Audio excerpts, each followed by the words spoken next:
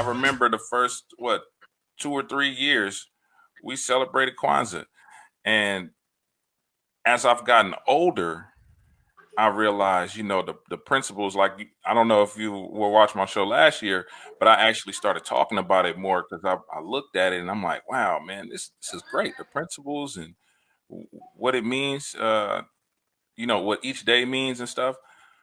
I think it's a beautiful thing. And as people in the culture, we need to have something.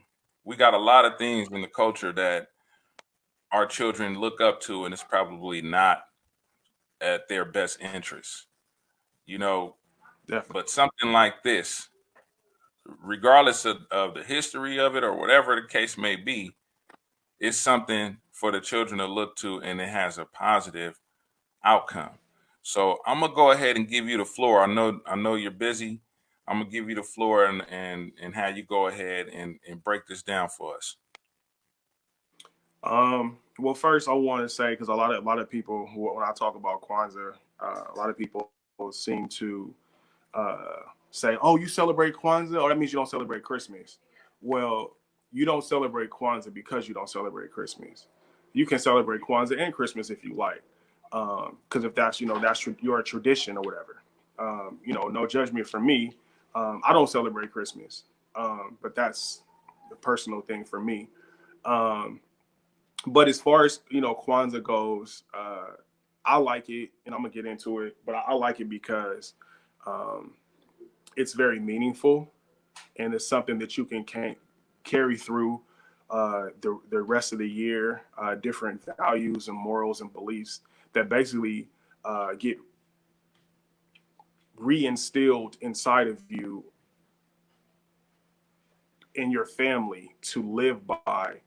It's kind of like a moral code in a sense, and it's also a way to bring us together as a Black community. As you said, we do need something to stand on, and anything when any house without a foundation was going to fall. And so, I don't believe that Kwanzaa is a foundational thing. I think it's just a reminder um, as to what we should be doing. So, I'm gonna get into it real quick. We're gonna. I'm gonna start it. Hey, Junior, come here. Come here, John. Michaela, come here. I'm gonna start real quick with my kids. Uh, you know, 4 out of 5 telling you what red, black, and green means. The Black Liberation Flag, um, and what each color means. Michaela, come here.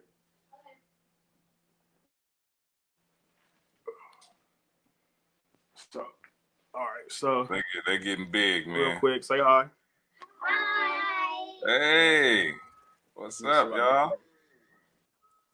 y'all? Now I'm gonna mute my mic because I have my garage door open, and you're gonna hear cars and stuff. I don't want Okay. that in the feed. So I'm just gonna listen now. But that family looks beautiful, man. Beautiful family. Appreciate you. So, um, real quick, can anyone tell me what the red and the Black Liberation Flag means? Uh, Michaela.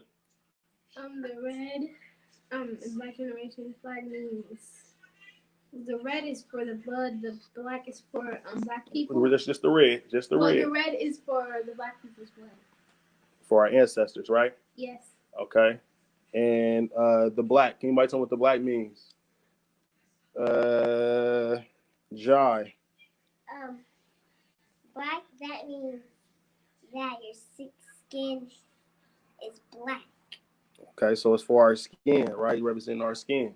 Okay, and green. Can Junior and Makai both say what green means? No, but green means Go ahead. green the land. Green is for the land where ancestors are on. All right. Very good. Thank you. All right. Bye. All right. So, all right. So, yeah. So that's red. Red is for our blood, the blood of our ancestors, the blood that was shed, and black is a representation of our skin, even though we're not all black skin, we are all black people. And so, yeah. And green is for the land from which we have and the land that was stolen. So that's just the beginning. Again, Marcus Garvey created this flag in representation of us, and for us to have a flag within the United States, but also all over the world to represent black people all over the world, or African people all over the world, excuse me. So this is kind of like the setup that you would have. Basically, right here, you have the Kanara. You have, this is called a unity cup. This is the mat that you place everything on, the foundation. The fruit or the corn that you would have here is a representation of the children that you have in your family, the fruit that you bear. And of course, you have red, black, and green everywhere. So as you'll notice, you have 7 different candles. Each candle represents each of the 7 days. Each candle also represents a principle. And you light them in accordance to the day. So you start off on I believe the red side.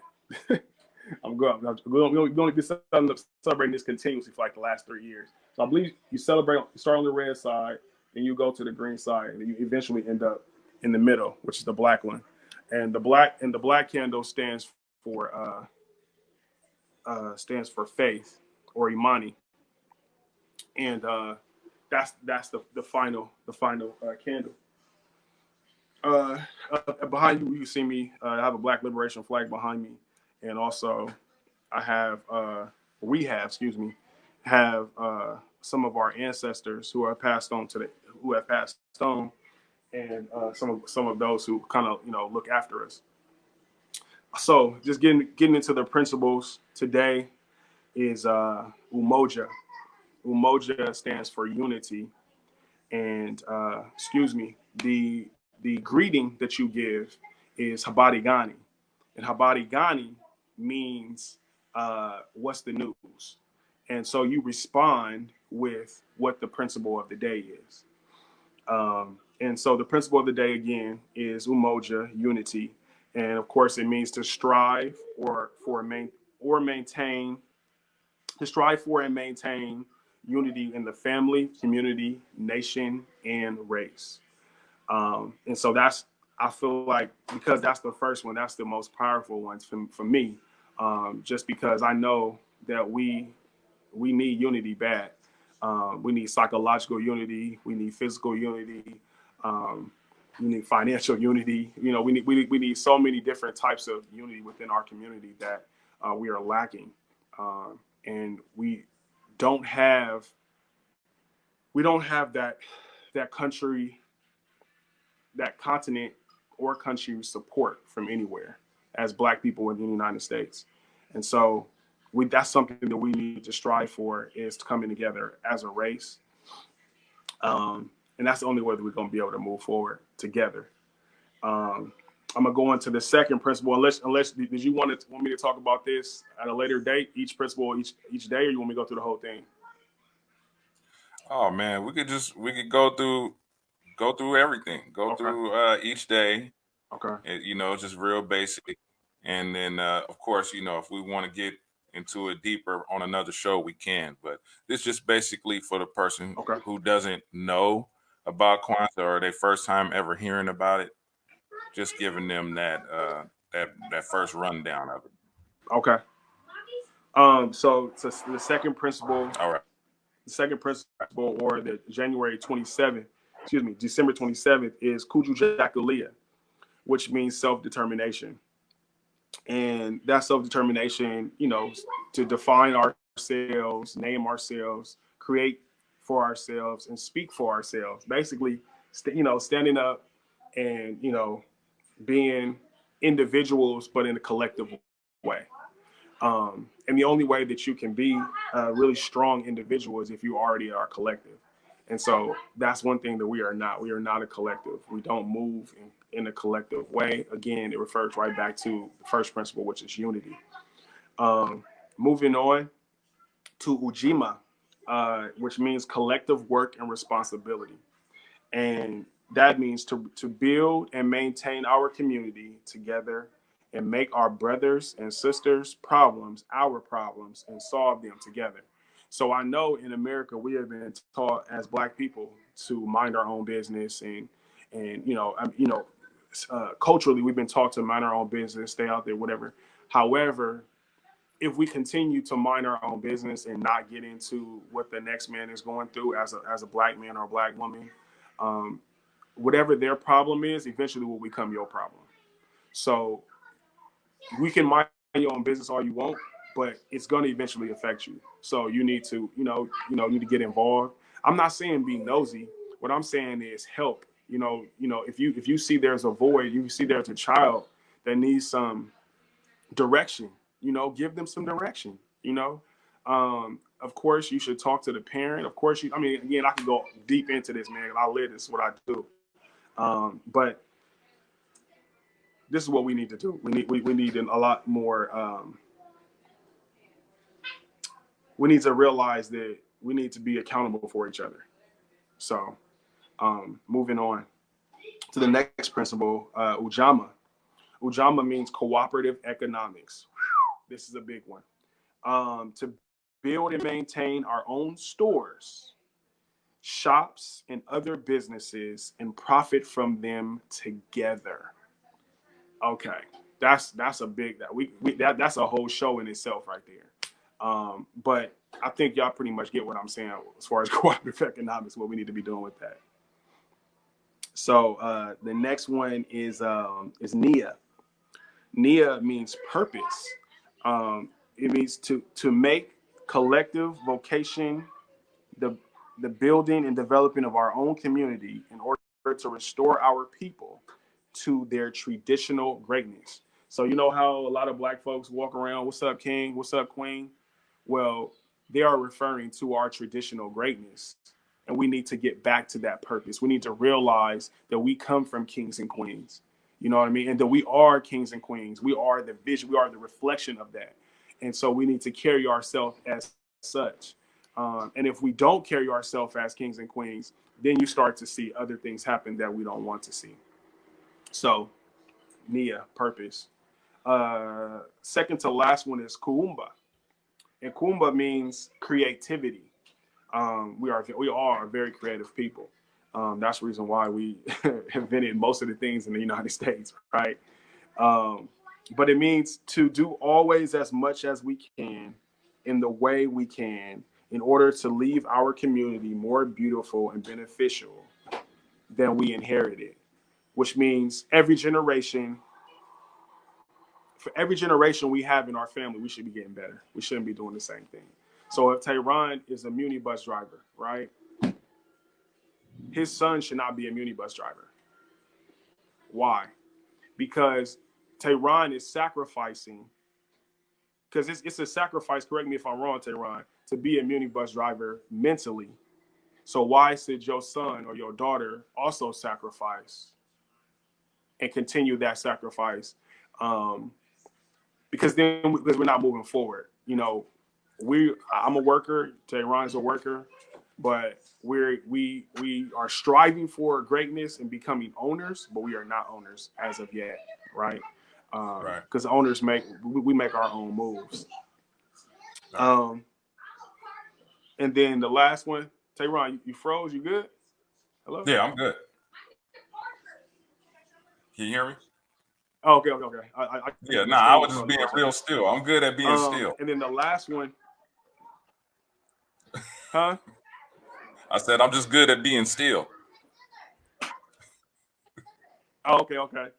And then the last one is Imani. Imani meaning faith.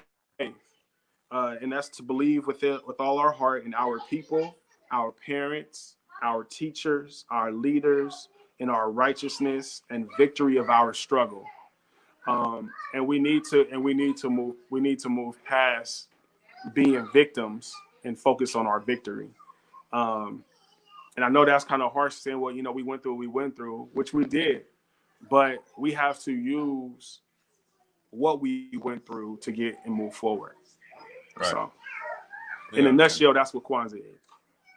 that's beautiful, man. I And gotta give you a compliment, man. You have a beautiful family, and I've known you for a appreciate you. while, and you represent what a man is.